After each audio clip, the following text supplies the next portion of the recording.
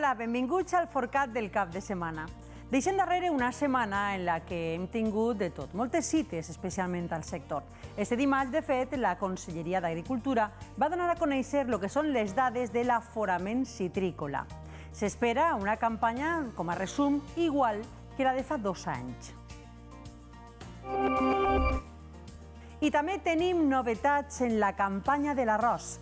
Les autoritats estableixen 2 zones, una per la crema i una altra per a lo que és la recollida, la sega. També han creat una app, una aplicació informàtica per a saber on es pot cremar i on no. I comença a Alacant el que són les primeres collites de mangrana de temporada de la varietat Aco i Valenciana. Els productors parlen d'una bona collita, tot i que està marcada per la falta de pluges. I els kiwis comencen a repuntar com un dels cultius emergents al nostre territori, a la Comunitat Valenciana. A municipis com ara Torrent, Picassent o Carlet ja produeixen al voltant de 2,5 milions de quilos. Ara mateix el quilo de kiwi es paga 70 cèntims d'euro per quilo. I atenció, perquè els ramaders de la Comunitat Valenciana estan preocupats. I ho estan per l'aparició de 5 casos de pesta porcina africana. No així, és fora, però preocupa. Es tracta d'una malaltia molt contagiosa i mortal que afecta als porcs senglars.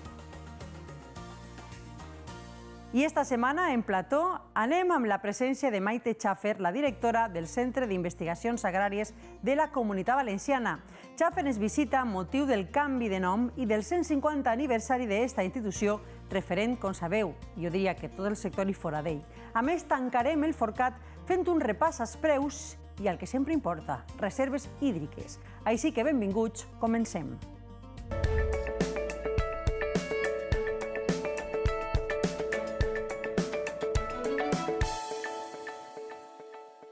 I el tema més important de la setmana, la Conselleria d'Agricultura ha publicat les dades de l'aforament citrícola de la campanya. S'espera una recuperació dels volums de fa 2 anys, una major collita en relació a l'any passat. Prop d'un 23% més de producció citrícola per a la propera campanya 2018-2019. Aquesta és la xifra que es desprèn de l'aforament citrícola publicat per la Conselleria d'Agricultura. En un primer moment s'espera una collita propera als 3.900.000 tones. Estimem una producció de 3,8 milions de tonelades de cítrics. Això vol dir que estem en uns nivells de producció en normalitat perquè són similars als de fa 2 campanyes. Una producció de cítrics que el sector qualifica de normal i equilibrada. Una campanya normal que esperem que siga molt bona, en bona qualitat i bones expectatives de mercat. Tot i aquest augment, per primera volta es frena la superfície conreada i la taronja torna a encapçalar la producció front a la clementina. Per províncies, a Alacant s'espera una collita del 30,9% per damunt de la campanya passada, on destaca l'increment de les llimes i les clementines primerenques. A Castelló es preveu un creixement d'un 26,8% major, sobretot en les clemenules i naves tardanes. A València la producció serà quasi d'un 20% més que l'any passat, major en taronges i mandarines. Per davant tenim una campanya que el sector la qualifica com a positiva. Hi ha un 22,9% més de producció en l'aforo que no vam tindre l'any passat. Això si tenim bons calibres i treballem bé en el tema d'aquest control de calibres i qualitat, jo crec que ha de ser una collita normal. No n'hi ha motius perquè no sigui una campanya normal. El qualificatiu que estem gastant i que creguem que és el que d'alguna forma resumeix l'aforo que s'ha apretat aquest matí és de normalitat en la campanya. Ara sols falta esperar per veure com es comporta la resta de la campanya. I parlant de cítrics, es dona inici a una nova campanya citrícola a la província de Castelló. Es crearan 16.000 llocs de treball i es preveu també un augment de la producció. Tot i això, els experts alerten de la falta de mà d'obra per aquesta campanya. El camp és un dels motors de l'economia de la província de Castelló i, sens dubte, un dels atractius que té este territori. I és que una nova campanya citrícola està a punt de començar. Este gest es convertirà en habitual d'ací a poques setmanes a part de la província de Castelló. Malgrat que algunes varietats ja s'estan recol·lectant, la gran majoria d'incorporacions es realitzaran a mitjans d'octubre, però els experts adverteixen d'un fet, i és que falta mà d'obra al camp. El motiu principal, la recuperació de la indústria i la construcció, i és que la gent prefereix estar ocupada en empreses més estables i realitzant treballs menys dur com és recollir fruita. A banda, també influeix que molts estrangers que treballaven al sector han tornat al seu país d'origen. Als magatzems la situació és bé diferent i sí que continua havent-hi interès. Segons algunes CTT, per a aquesta campanya es generaran uns 16.000 llocs de treball, vora 1 miliard més que l'any anterior. La producció també es preveu que augmente este 2018. Nosaltres també hem fet valoració de gent del sector i tot això, que podia haver, no sé, d'un 15 a un 20% més. Podria més comparar-se a la de fa 2 anys que no en esta que vam tindre ara últimament, la campanya passada. La pedregada que va caure fa poc més d'una setmana no va afectar molts cultius de cítrics, tal com sí que va ocórrer en la província de València, però així també va fer mal. De normal, les pedregades s'han trobat més a l'interior, zona d'esports, Maestrat, la zona del Palància també, on ha afectat més a Olivera i a Melé. Però, ja dic, a la zona de Sant Rafel, on hi ha parcel·les de cítrics, ahir també va passar i va tocar. La campanya citrícola enguany rondarà les 650.000 tones. Això sí, si l'oratge del que sempre estan pendents els llauradors no ho impedís. El preu és un altre assumpte del que encara no es pot fer cap estimació precisament per aquest motiu. El que està clar és que estos fruits, encara verds, estaran d'ací a poc temps en moltes llars, d'arreu d'Espanya i també del món. I és que no seran pocs els que tindran un racó de la província de Castelló pròximament. I si fa uns dies es parlaven de les primeres segues de l'arròs, este dilluns passat la Conselleria d'Agricultura va donar a conèixer el que serà el pla de gestió de la crema de la palla de la campanya actual. Entre les novetats s'estableixen 2 zones, una per a la crema i altra per a la sega, per a la replegada, per a la recollida. A més, el sector també disposa d'una aplicació mòbil per a informar de quan es podrà cremar i quan no. La Conselleria d'Agricultura presenta el nou pla de gestió per a la palla de l'arròs, una nova proposta que tindrà una viabilitat per als pròxims 4 anys amb l'objectiu de fer un producte sense cremar-lo. La mesura ha sigut consensuada entre l'administració autonòmica, sindicats agraris i ajuntaments de la zona per aconseguir que el 100% de la palla de l'Albufera no es creme. Nuestro objetivo es que en un periodo lo más corto posible tengamos la posibilidad de que el 100% de la paja producida en el Parque de la Albufera tenga utilidad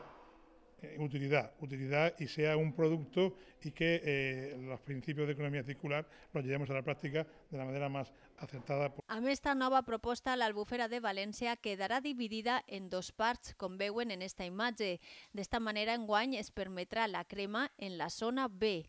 Les zones amb major dificultat d'accés a la palla de l'arròs es cremarà, mentre que en les que es pot accedir-hi s'arreplegarà i es destinarà per a la ramaderia i el bestiar.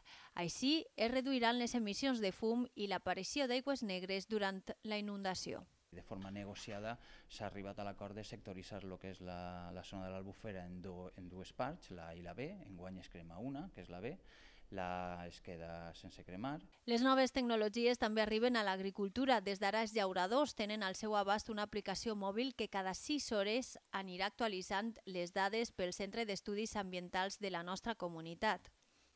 Tot i este pla, els arrossers parlen d'un acord de mínims per falta de viabilitat. Que és un acord de mínims. Jo crec que a llarg termini el que hi ha que fer és buscar y trobar esa tecnología que permita una replegada completa de la palla. La Confederación debe de dar al sector del arroz, a las comunidades de regantes, mayor dotación de agua, porque ahora hay mucha agua anóxica con falta de oxígeno, exceso de nutrientes también en el suelo y que está haciendo que no se facilite y no salgan las cosechas como tocaria. Ara només falta esperar que l'oratge permeta als llauradors fer les tasques per eliminar la palla de l'arròs. I si fa uns dies es parlàvem de les primeres collites de mangranes ecològiques, hem viatjat fins al sud de la Comunitat Valenciana perquè allí comencen a replegar-se les primeres mangranes de temporada, en concret les varietats Aco i Valenciana, que ja estan arribant a les cooperatives. Els productors parlen d'una bona collita respecte a quantitat, tot i que el fruit no serà molt gran per falta de pluges de la passada primavera. Tot fa indicar que serà un bon any per a este particular fruit de la tardor, que ja comença a veure-se als mercats. Els agricultors esperen augmentar la collita un 5%, tot i que el fruit no serà molt gran per falta de pluges. Un poquet falta de calibre perquè quan a plegar l'aigua, que fon ja en març, ja patiren un poquet, quizás serà degut a això. La varietat més temprana ha sigut la Aco i estos dies s'ha iniciat la collita de la magrana valenciana, però els mercats esperen la varietat més desitjada. La Mollar, la Mollar la tindrem en el mes d'octubre. El que passa és que el gran problema que tenim és el tamany de la fruta, que són calibres xicotets, i tot el món vol calibres grossos, però en general se veu una campanya bé. A falta d'un mes per a començar l'actual temporada de la magrana Mollar, els productors confien en que es puga fer una bona campanya amb més de 52.000 tones. A més, esperen que els preus no baixen, com l'any passat. És bastant pronte per dir d'ello, però jo espero que uns preus estables, com lleven diversos anys. El que passa és que uns preus estables, com lleven diversos anys, en si per l'agricultor són més barates, perquè ells tenen molt més gastos, l'àuia és molt cara, no tenim àuia, no poden regar, però el mercat és que no va a donar més, perquè magranes no en tenim soles aquí nosaltres. La promoció de la magrana Mollar és clau per a aconseguir millors preus. De fet, en els últims 5 anys s'ha incrementat un 20% el consum de magrana i s'ha aconseguit incrementar les vendes del 10 al 40% en el mercat nacional.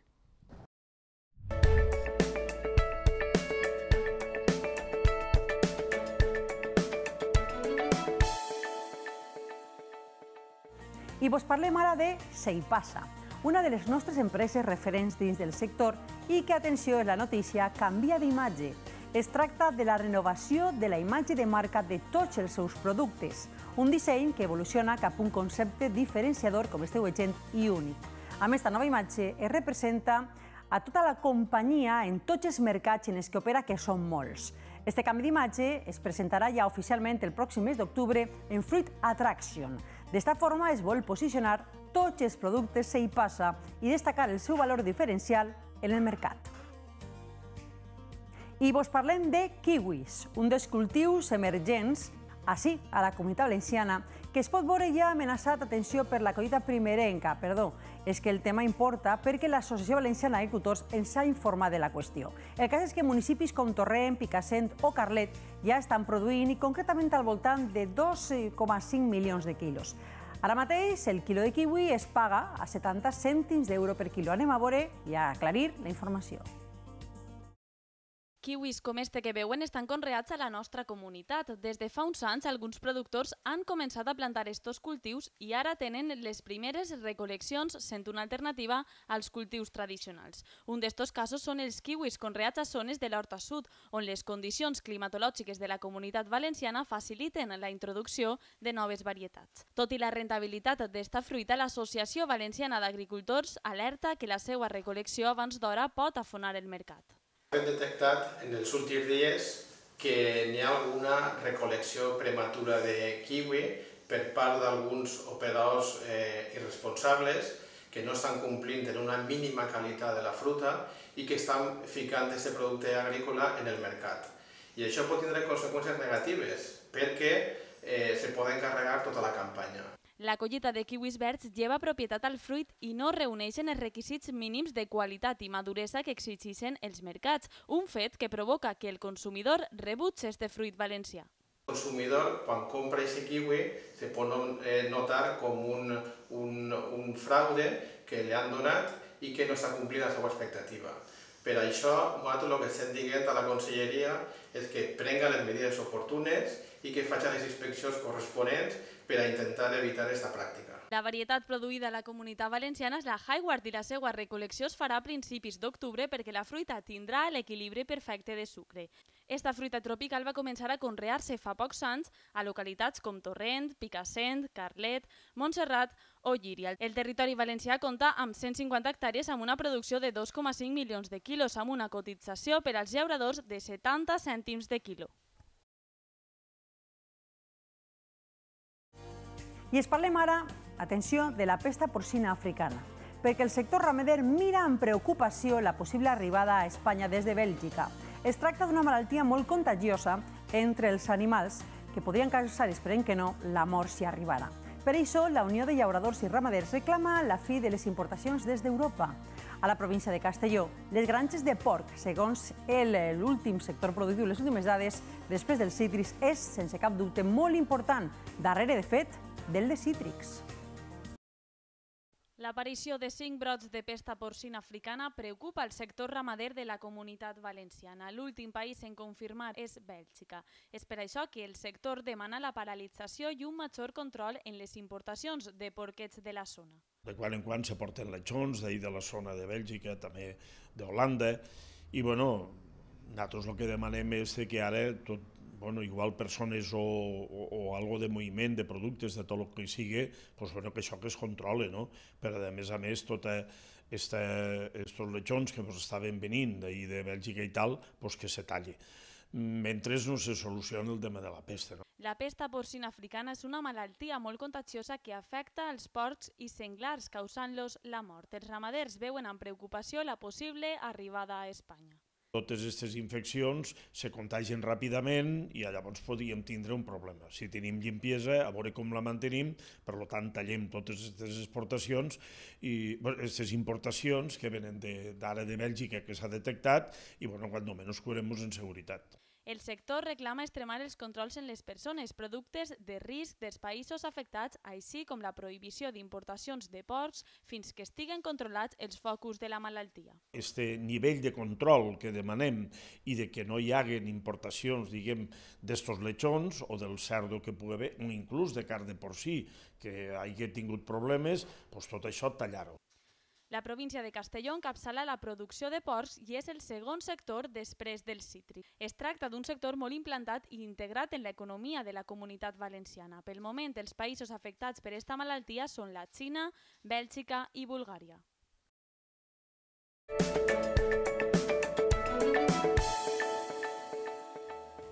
Entrevista de la setmana.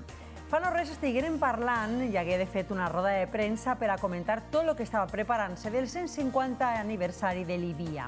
D'això anem a parlar, però també de transferència, de formació, de la llei, de l'esborrany de la llei, de moltes coses que afecten al sector, tant a l'IBIA com a institució com als productors i investigadors. Per això avui hem convidat en el Forcat setmanal a la directora general de Desenvolupament Rural i la PAC. Ella és, ja ho sabeu, Maite Schaffer. Bueno, Maite, benvinguda a casa. Moltes gràcies per convidar-me. És un plaer tindre-te ací. Sí. Bueno, estem d'aniversari, una institució, l'IBIA, tot un referent, jo diria que no només en València, en Europa i en el món. Què anem a fer per a commemorar aquesta xifra? 150 anys són 150 anys. Sí, la veritat és que 150 anys no totes les comunitats ni regions poden tindre el luxe de tindre un institut d'investigació que està treballant al costat de l'agricultura i de la seva problemàtica.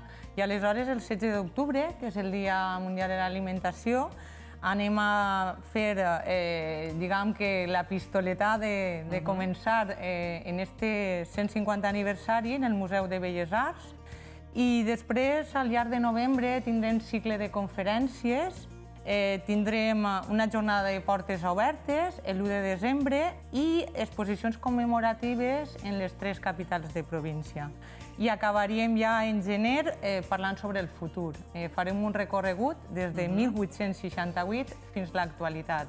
El que ha sigut el passat de l'agricultura valenciana i tota l'assistència i el servei que li s'ha donat i el futur.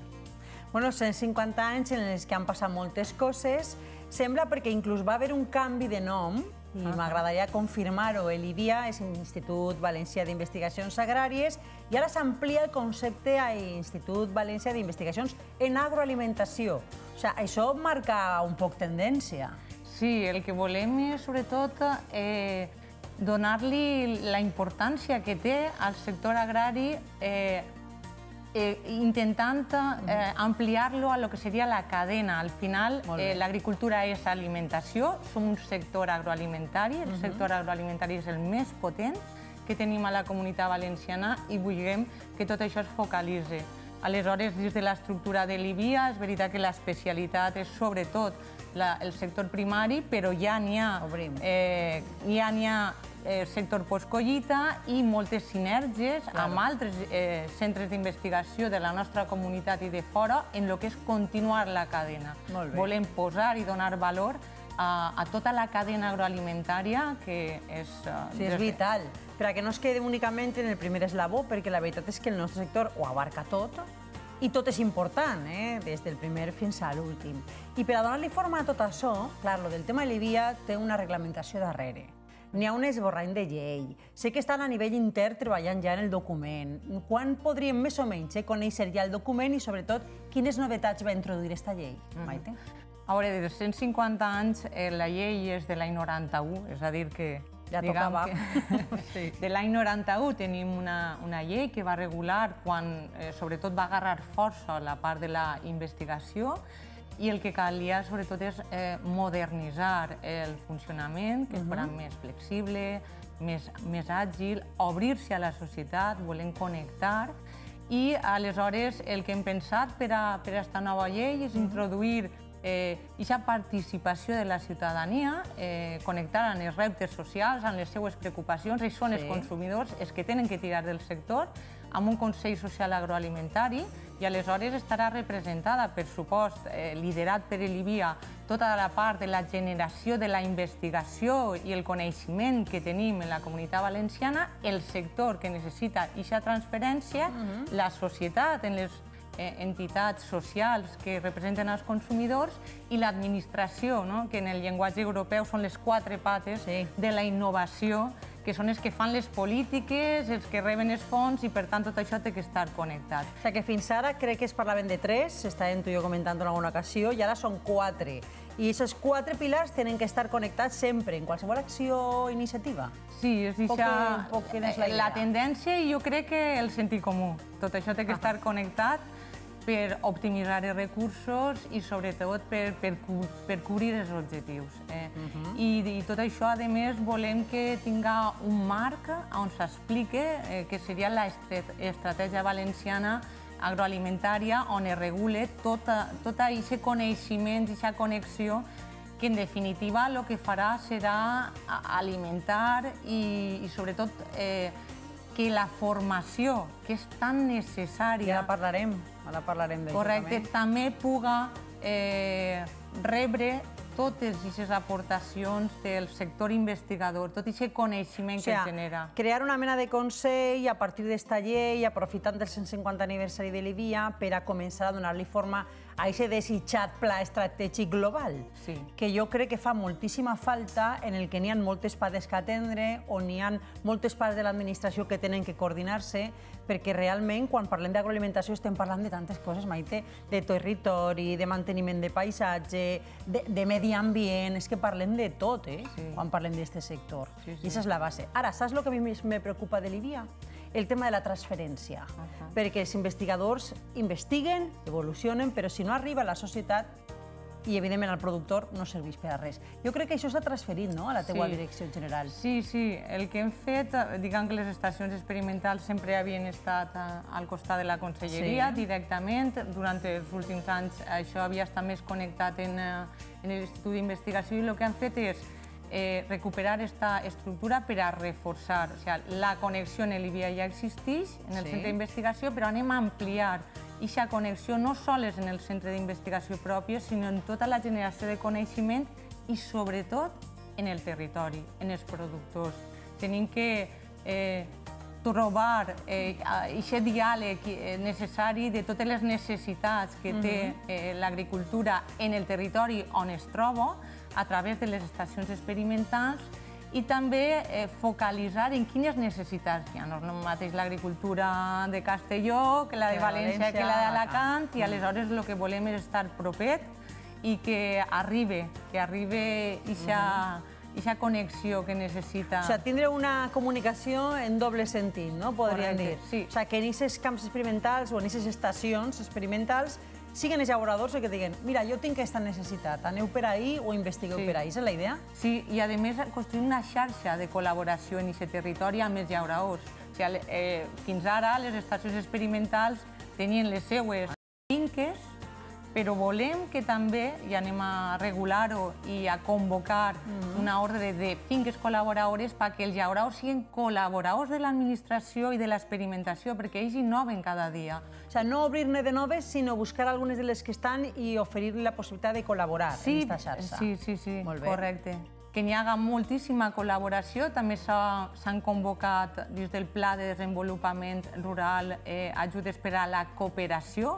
Al final estem parlant que tots els sectors, els agents públics i els privats, tenen que cooperar i tenim que innovar, anar avant i ser més competitius. Aleshores és connectar, sobretot connectar i crear aquesta xarxa que tanta falta fa perquè s'alimenten en el doble sentit, de dalt cap a baix i de baix cap a dalt. Que l'investigador no vagi per un costat i la necessitat real per un altre. Aquesta és la idea, no? Correcte, això és la idea. O sigui, que dins d'aquest nou aniversari, 150 anys, nova normativa, aquest concepte de transferència més dinàmic, ampliar aquesta xarxa d'estacions experimentals i la formació. I la formació, importantíssim. En quin sentit? O sigui, quins cursos, perquè sé que n'hi ha molt de moviment últimament, però quina és la línia d'aquesta formació?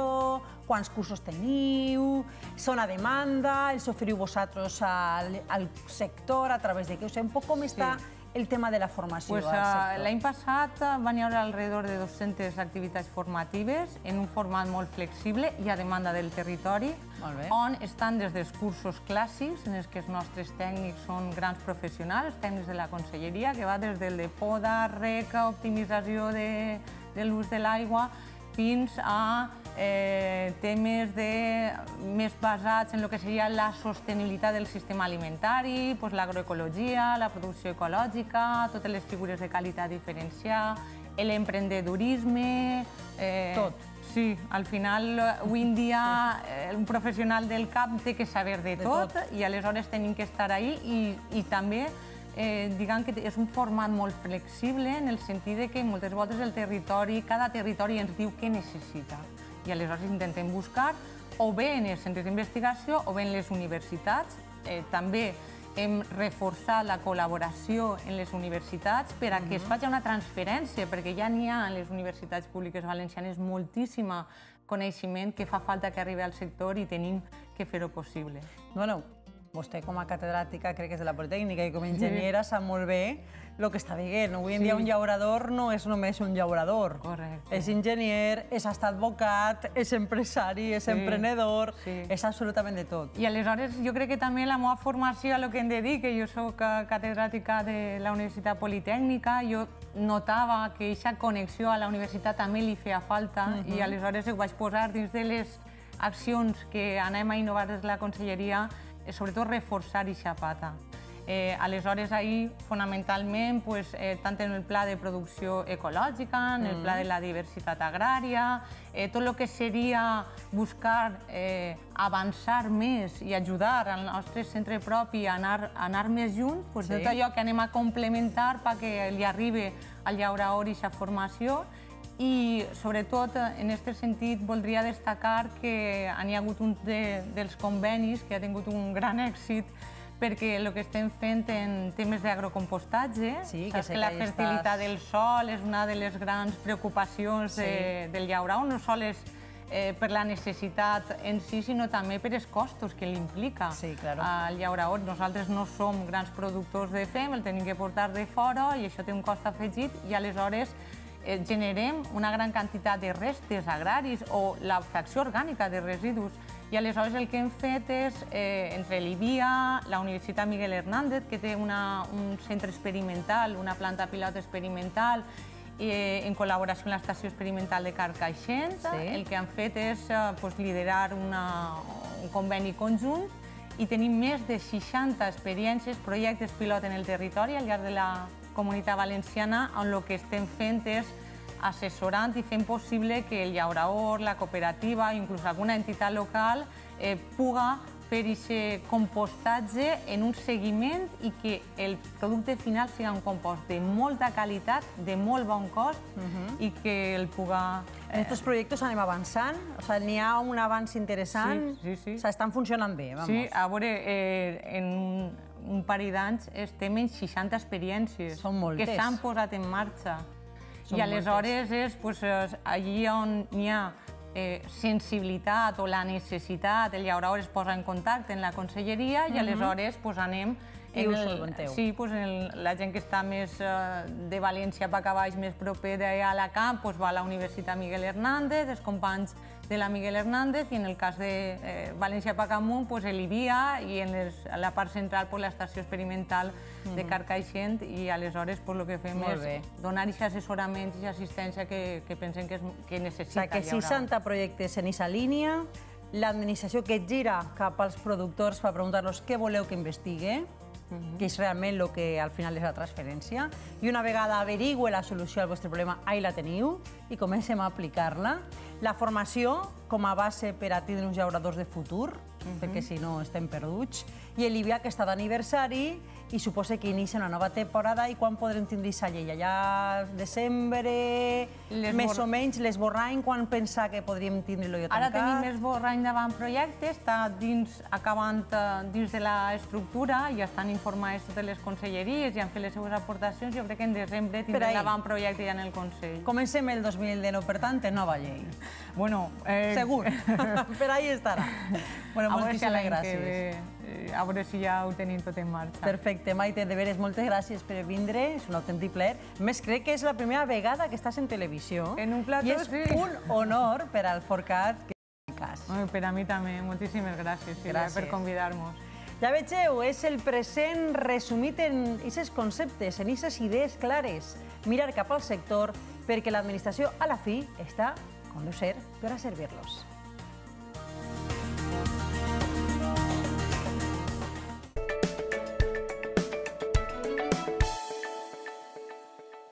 I parlant de cítrics, és el moment d'oferir els preus del Consolat de la Llotja de València. Segons ens han informat, la compravenda de moment continua prou tranquil·la. Si bé, en algunes zones de la Comunitat Valenciana s'està animant en el que són taronges, laberines o en mandarines, també okitsu i marisol, concretament. Com vegeu en pantalla, la varietat Iwaki ha cotitzat a la baixa respecte a la passada setmana, sobretot en compra molt al dia a dia. La resta de preus s'han mantingut prou estables. I pel que fa a el que dèiem, la resta de preus del Consolat de la Llotja, esta setmana poc de moviment. Trobem canvis en el blat d'importació, el blat tipus 5 per a pinso nacional, les otges d'alta i baixa proteïna, la farina de girassol integral i l'ordi de quartes. I com no, oferim a continuació l'estat de les reserves hídriques a lo que és la nostra comunitat. Es trenca la tendència de baixes a la conca del Segura i esta setmana puja un 0,1% i queda en 27,7%. Per contra, la del Segura continua baixant i ho fa en 0,5%. Es situa en 22%. La reserva ja de tot el país també cau, un 1,2%, quedant en 55,3%. L'última setmana, la reserva hídrica, per tant, ha caigut en general en 637 hectòmetres cúbics. I fins així, el Forcat d'este cap de setmana. Ja sabeu, tots els dies vos informem dins els nostres informatius i no s'oblideu, cal consumir productes valencians perquè nosaltres el millor ho tenim a casa. Adéu.